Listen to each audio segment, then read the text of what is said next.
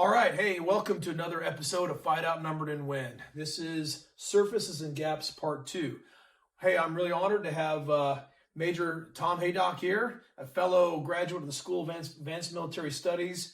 And today we're going to talk more a little bit about surfaces and gaps. It's a key thing, a key tenet of maneuver warfare. So with that, I'll kind of turn it over to you. Sir, thank you. I'm honored to be here and honored to talk today. Sir, I was inspired by your last video and I wanted to put down some additional thoughts about surfaces and gaps. So the way I've got it broken down is I've got a component to what does it mean to look at surfaces and gaps in the offense and the defense. What does it mean to do these things? And what are the techniques and tools that we need to accurately and rapidly find a surface and then find the gap and exploit each one of these. And the way we're going to tie this together is we have three different case studies. Desert Storm 1990, we have Cannae in 216 BC, Rome versus Carthage, and then we have the Malaya campaign for Japan versus the British forces in 1941 to 1942. After that, with our theoretical foundation and case studies in place, we'll tie it all together with a conclusion and a reference back to the OODA loop. So let's get started. Surfaces and gaps. Intuitively, a surface and a gap makes sense. The surface is the strength, the gap is the weakness. We want to avoid strengths and we want to exploit weaknesses if we're in the offense. But if you're in the defense, you actually want the other scenario. If you're in the defense, you want to canalize your opponent so that your opponent goes where you want them to. You want your opponent to be canalized into your strength, into your surface. Conversely, you can't be strong everywhere. You're going to have a gap or at least a weak point at somewhere in your defensive line. So how can you, utilizing maneuver warfare, surfaces and gaps, hide the gap that you do have? Well, to do that, it comes down to your techniques and your tools. Some of the techniques for doing this, if you're in the offense where you're trying to find and fix your opponent's surfaces so that they can't move against you, and find and exploit those gaps, well, unfortunately, you might find yourself in the situation where there is no gap. You've searched and you can't find it, but there is a point at which you have to conduct a punch through. You have to punch through the enemy's defenses, and you have to conduct a penetration, as we refer to it in maneuver speak. If you're going to do a punch through, you need a supporting attack to enable that. Your supporting attack is what's going to fix the enemy on their strength, so that you can, at that moment and place of your choosing, conduct that penetration where you punch through the enemy's prepared defenses. Another way to do it, if you can't find a weakness, you can't find the gap, you can conduct an infiltration. The infiltration is where you, through small groups of forces, move those small groups through enemy lines undetected and rally on the far side. Collect together, create havoc behind the enemy's lines. And you attack the enemy from behind. Exactly, yep. You hit an objective rally point in the rear, reorganize and attack the enemy from behind. Because 5 Cascade rifles in the rear is worth 50 in the front. Now, how do you do this? To do this, you need to combine your arms, you need to have asymmetry. So, sir, what are your thoughts about what does combined arms look like? So combined arms, typically we think about, combined arms is when you get infantry to cooperate with artillery, to cooperate with engineers. That's partway true. Combined arms is this more of an idea of action and reaction. So the example I use, combined arms fighting is all about inducing the reaction that you want to put the enemy in a dilemma. So no matter what they do, they lose. For example, I always talk about if I was in get into a gunfight with someone with a rifle, we both have our rifles and I shoot at him. Well, most likely you end up missing because adrenaline's going. So as you start shooting at somebody, he'll immediately get behind a mound, he'll find cover, get behind a mound of dirt, behind a tree. That makes my direct fire weapon ineffective because it's hitting the embankment. So that person can stay behind there, now he's safe. However, if I had a teammate here with a 320 grenade launcher, and you scale up mortars, artillery, if that person stays there and I launch a 320 grenade launcher where he's sitting, well, he's either going to get blown up or he's in a dilemma. If he stays there, he's going to get blown up. But if he stands up, he's going to get cut down by direct fire. That's the dilemma that you're always looking for. So when you're doing a punch through, it's not about just bringing everybody to cooperating, it's to create effect. So you employ your direct fires to have an effect, and then you employ your indirect fires to make their position untenable. And then they'll try to bring up armor, then you have an anti-armor weapon. So the idea is to create this, and you rehearse this, is how can you put your enemy by the use of combining arms in a no-win situation. So that's how combined arms work. Now, asymmetry is this idea that we typically think, okay, fighting symmetrically is infantry versus infantry, tanks on tanks, that's symmetrical fighting. What you're trying to find is actually the most lethal to infantry is artillery fire, mortar fire. So artillery kills infantry, mortars kill infantry. Infantry's best kills tanks as long as the fight is in infantry country. So infantry is best to kill tanks. That's asymmetrical. Now tanks best kill artillery.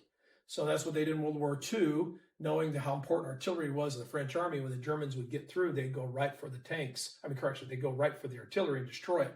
That's asymmetrical fighting. And that is an opposed to the common paradigm out there where infantry kills infantry, tanks kill tanks. That would be symmetrical fighting. So the technique is to fight asymmetrically and then employ combined arms. Yeah, perfect, sir, because by combining arms and fighting asymmetrically, you can turn what looks like a surface and a strength into what's actually a weakness and a gap for your opponent. Now let's take a look at what does it mean to have to conduct maneuver warfare and surfaces and gaps in the defense. In the defense, you're canalizing your opponent into your prepared engagement areas while simultaneously hiding the areas that you can't fortify enough, right? Hiding your own gaps and weaknesses. If you're trying to do that, 3 techniques that work great is the lure and trap. The lure and trap, just like it sounds, you send out or you create the appearance of a location that is just perfect for your enemy to go to. You lure them there and then you trap them at that point. What looks like your weakness, what looks like your gap is actually your strength and your surface. That's the lure and the trap. And the Russians did that a lot with fire sacks. In World War II, they would mask it was a weak point when actually it was an ambush. And then the blitzkrieg would go in there and they would destroy them in those little fire sacks. It was the counter to the recon pole. I think that another great example that we'll get to in a minute is Cannae 216 BC, because Hannibal does that exact same thing to the Romans there. 2 other techniques you can employ is you can try the spoiling attack.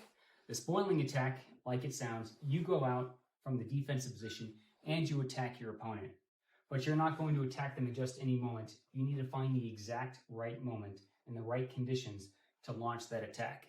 Because in the spoiling attack, what you're trying to do is cause your enemy to be disrupted, to throw them off balance before they can conduct their attack against you, or what do they critically require in their upcoming attack that you can destroy and prevent them from being successful?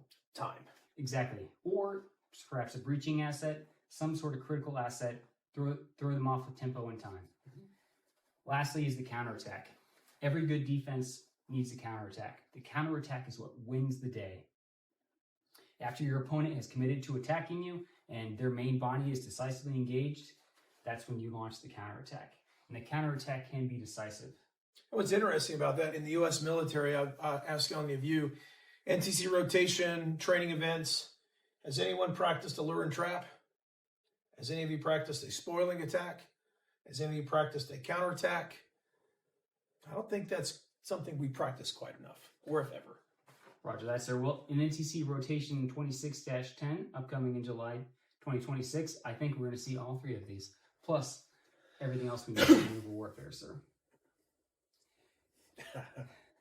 Now, the lure and trap, spoiling attack, and counterattack, just like the offensive, right? They need the correct combination of combined arms and asymmetry. But there's 4 other fundamentals that I would put in here as well. Those fundamentals being reconnaissance pull, initiative, deception, and control measures. Sir, I know you are an expert on reconnaissance pull. What are your thoughts on it? So reconnaissance pull is basically you don't predetermine where you're going to attack. Now that's counter to typically how we do operations. So imagine yourself in a combined arms rehearsal or planning a course of action. You'll typically say, okay, we're going to fix, up the middle. We're going to go to the right.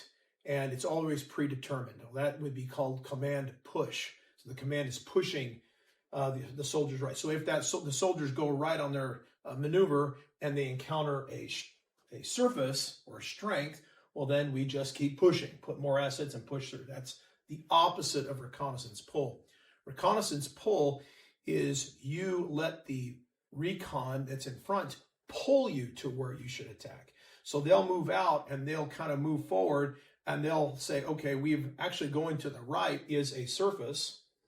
Going to the left, there's no one there, and they will actually radio or communicate to the attacking elements, and they will shift their attack on the fly.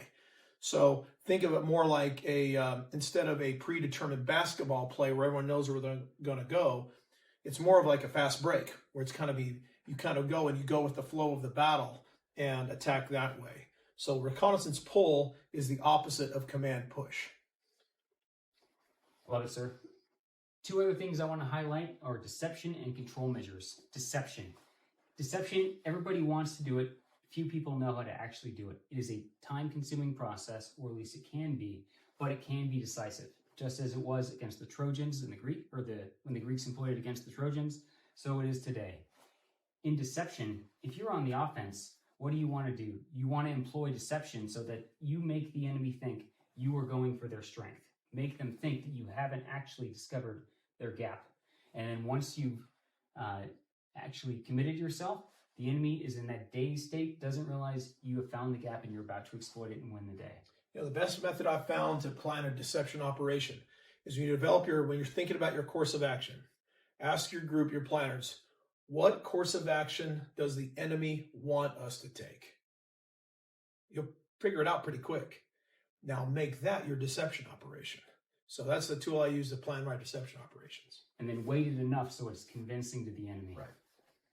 On the defense, this one's even easier. You want to hide your gap. How can you use deception to hide where you're actually weak? Hide that gap so that they think that your weakness is a strength and get that reversed, right? Especially if you're trying to lure and trap them, it's essential for that. You can't lure and trap them if they aren't properly deceived. Now we have three great case studies. Desert Storm 1990, Kane 216 BC, and then Malaya 1941 to 1942. Each one of these illustrates different techniques and tools within maneuver warfare for utilizing surfaces and gaps.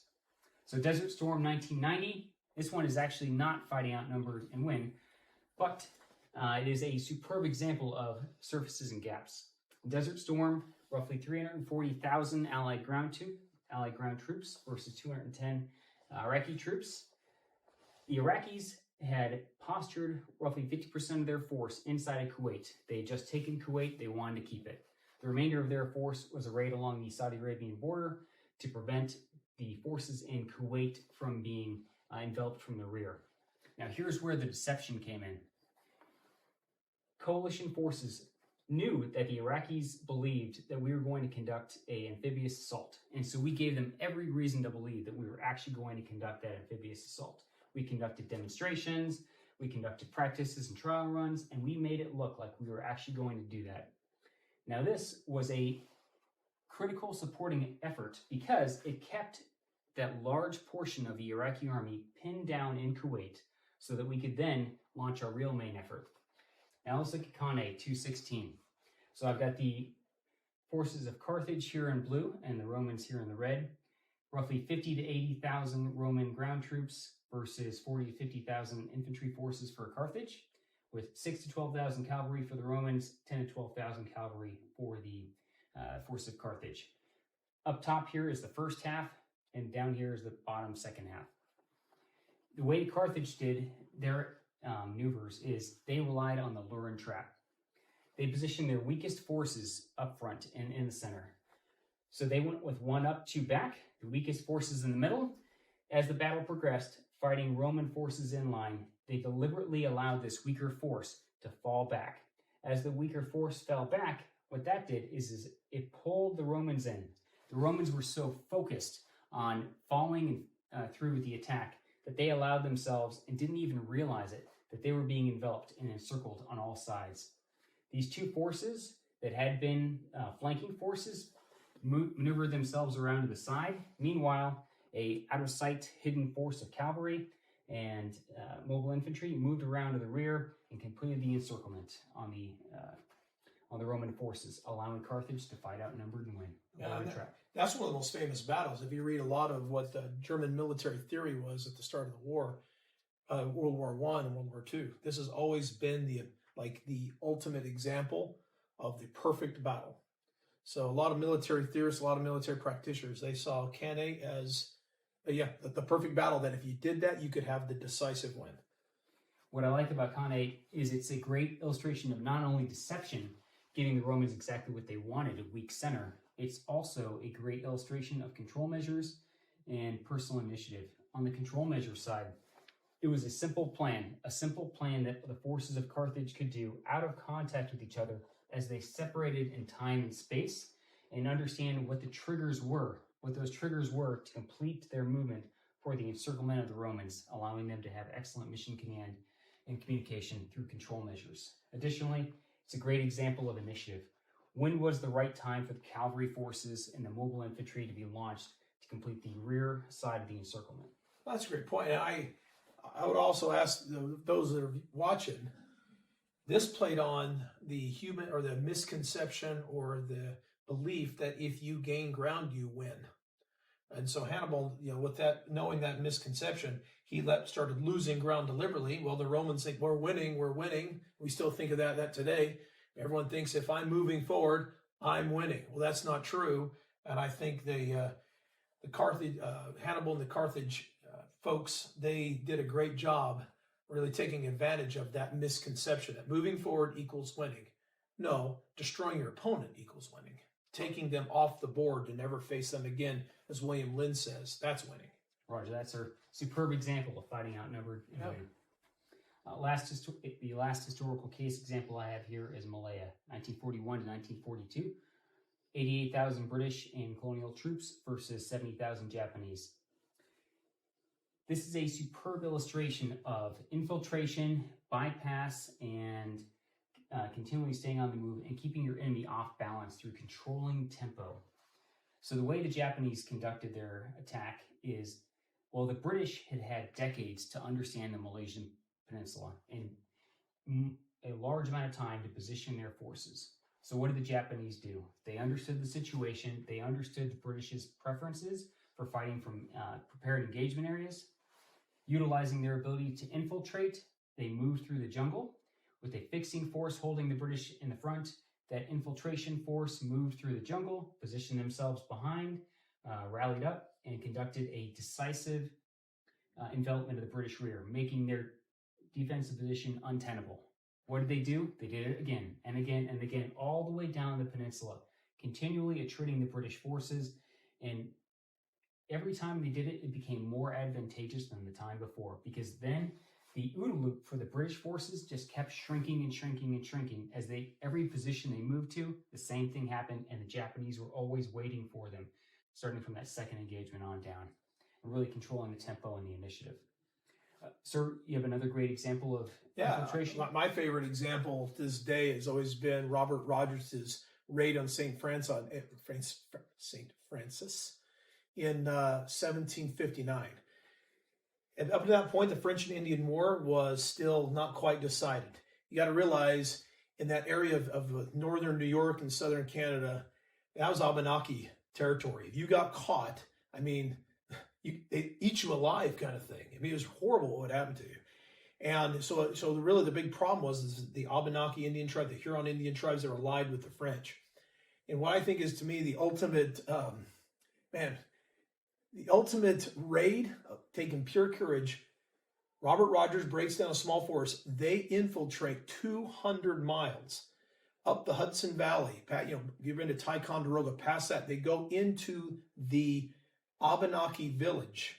They stage out there at the night before. In fact, Robert Rogers dresses up as an Abenaki Indian and goes into the village looking around for the key places. In the morning, they launch this attack, and they destroy the Abenaki village. And you read the book War on the Run. You got to read that book. But anyway, they have to not get out of there, and everyone's chasing them. It's an incredible story. But the impact of that infiltration was they moved undetected past all the Abenaki, war parties all the French military, they get into the rear area to where their sanctuary was. They destroy it, and it turns the tide of the whole French and Indian War.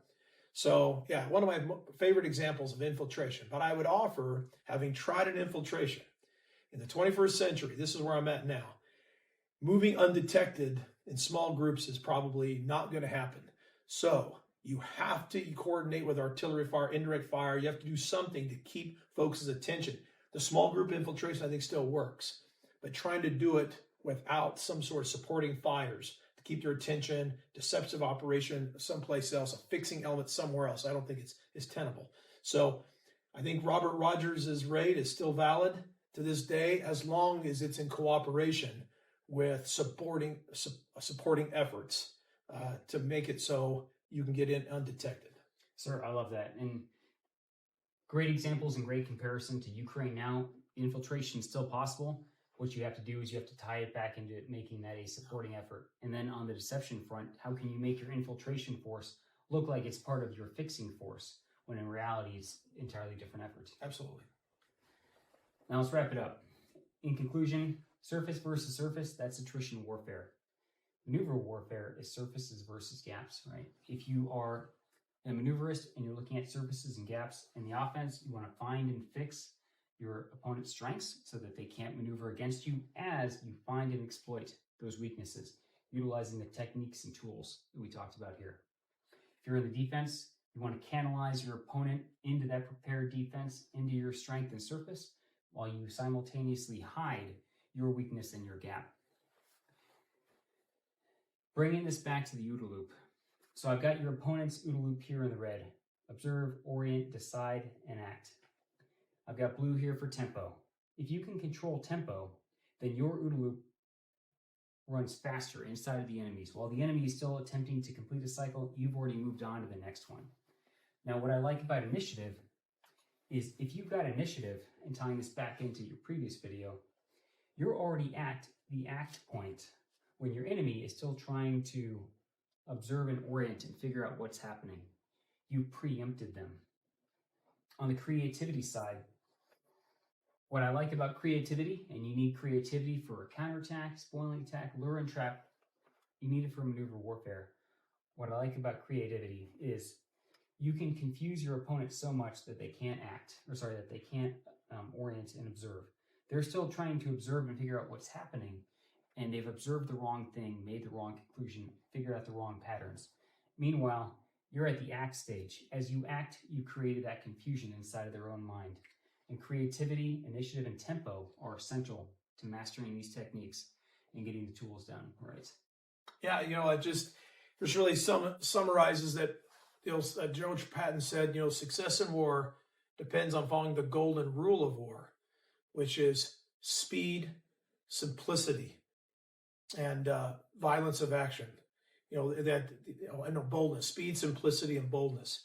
The enemy is as much in the dark as you are. So be bold. And I think sometimes you'll see they observe, well, how do you get this decision-making work faster? You got to be bold, take action, and not just wait and be, held up by paralysis by analysis. So that's a really great video. Thank you for coming on. Sir. All right. Thanks for watching. Fight Outnumbered and Win.